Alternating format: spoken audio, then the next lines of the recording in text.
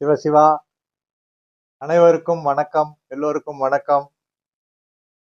இன்னைக்கு நம்ம இந்திய வரலாறு பார்க்க போறோம். அதுக்கு முன்னாடி நம்ம அடியனை பத்தி முன்னுரையா சொல்லிக்க விரும்புறேன்.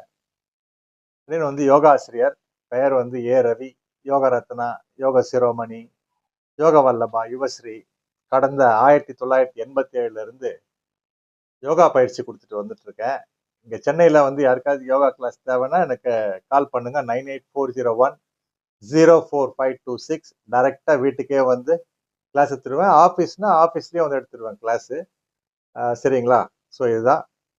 அது இல்லாம உலக அமைதி காப்பாளர். கடந்த 1985ஆம் ஆண்டிலிருந்து ஒரு 3 லட்சம் கிலோமீட்டருக்கு மேல மிதிவண்டி வேர்ல்டு பீஸ் உலக அமைதிக்காக ஓட்டியிருக்கேன்.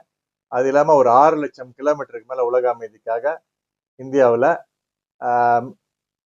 பைக்கு, மோட்டார் சைக்கிள், இருசக்கர வாகனம் ஓட்டியிருக்கேன். இது உலகம் வெப்பமயமாக ஆகக்கூடாது, போர் கூடாது, போர் இல்லா உலகம், அணு ஆயுதம் ஒழிப்பு, குழந்தை தொழிலாளர்கள் இருக்கக்கூடாது போன்ற சுகாதாரம், மருத்துவம், சுகாதாரம், கல்வி எல்லாத்தையும் முன்னிட்டு இன்னும் பல பல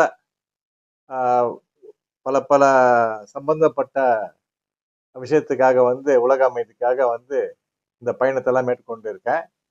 சரிங்களா? ஸோ இது முன்னுரையா உங்களுக்கு சொல்லிக்க விரும்புறேன் அடியனை பத்தி. இப்போ நம்ம இந்திய வரலாறு உள்ள போவோம்.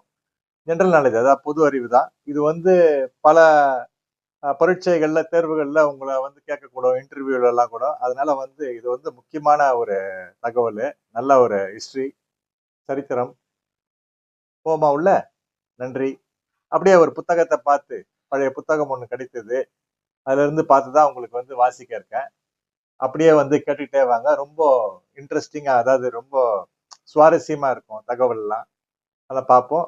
மேற்கொண்டு இதே மாதிரி பல சரித்திரங்கள் எல்லாம் வருங்காலத்துல, வரும் நாட்கள்ல ஏதாவது எனக்கு கிடைச்சதுன்னா அதுல இருந்தும் எடுத்து உங்களுக்கு வாசிக்க உள்ள.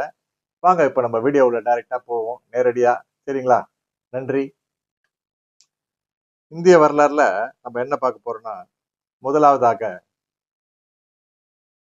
அசோகர் எந்த அமைச்சரின் துணை கொண்டு தமது பல அன்னைமார்களுக்கும் பிறந்த 99 சகோதரர்களையும் கொன்று குவித்தார்? ராதாகுப்தா.